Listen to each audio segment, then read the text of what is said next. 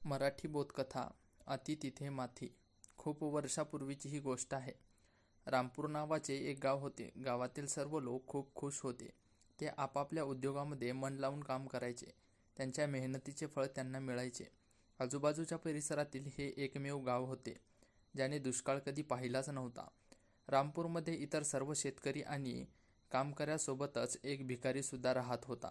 गावातील लोक इतके संपन्न आणि द्याव होते की भिक्षा मागून उदरनिर्वाह करणाऱ्यालाही सुद्धा कधीही उपाशी राहायची वेळ येत नव्हती. हा भिकारी इतर कुठलेही काम करत नसे.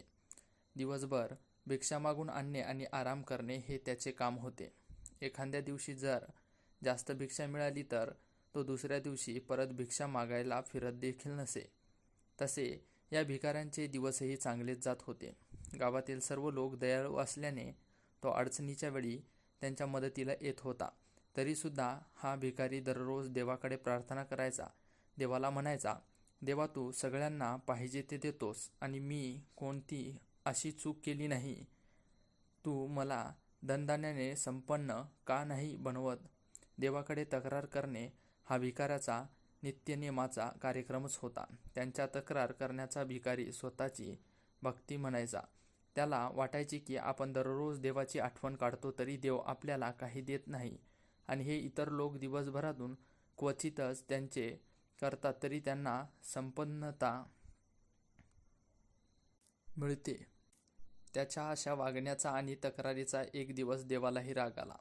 याला आता थोडी अक्कल आली पाहिजे म्हणून देवाने त्यांची परीक्षा घेण्याचे ठरविले.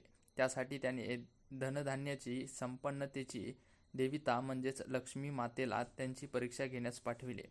एक दिवस आपल्या नित्येप्रमाणे भिकारी भिक्षा मागून झाल्यानंतर दुपारच्या वेळेला एका झाडाखाली बसला होता आणि सवयीप्रमाणे त्याने देवाकडे घराणे सुरू केले होते.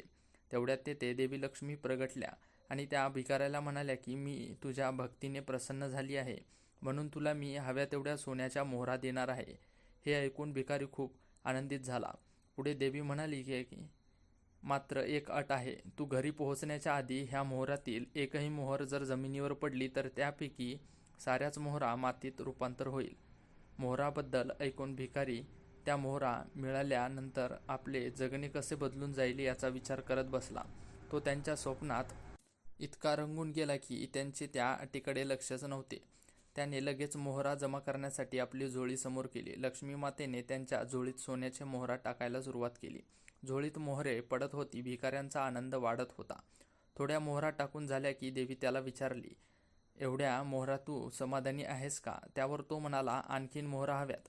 असे म्हणून आणखीन मागितल्या त्यांनी मोहरा. हा कार्यक्रम असाच सुरू राहिला. एक वेळ अशी आली की आता मोहरांचा भार त्याला पेलवत नव्हता. तरी तो संतुष्ट नव्हता.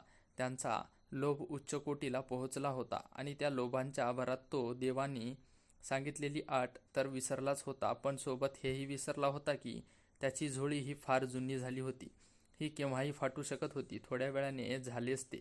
भिकाऱ्याची जीर्ण झालेली झोळी एके ठिकाणी फाटली. काही मोहरा जमिनीवर पडल्या. देवाच्या अटीप्रमाणे त्यांची माती झाली. सोबतच झोळीतील साऱ्याच मोहरांची माती झाली आणि भिकारी त्यावर काही बोलेल तोच देवीने त्याला तथास्तु म्हणून आशीर्वाद दिला आणि देवी अदृश्य झाली. आता भिकाऱ्याजवळ फाटलेली झोळी आणि त्या मोहरांची माती याशिवाय काहीच नव्हतं. आपल्या लोभी वृत्तीला नावबोट ठेवत मोठ्या जड अंतकरणाने तो आता घरी परतला. मात्र त्याला एक नवा साक्षात्कार झाला. त्याला त्यांच्या चुकीला दृष्टिकोन लक्षात आला. आता तो लोकांच्या फक्त संपत्तीकडे न बघता त्यांची मेहनत सुद्धा पाहू लागला. त्यातच त्याला कळले की सुखी होण्यासाठी मेहनत आणि समाधानासाठी पर्याय नाही. कमी मेहनतीत मिळालेलं धन फक्त लोभ वाटवतं. म्हणून मग त्याने लोकांची छोटी मोठी कामे करणे सुरू केले आणि भिक्षा मागून जगणे बंद केले. त्यांच्यातील परिवर्तन पाहून गावातील सर्व लोकही खूप आनंदी होऊ लागले.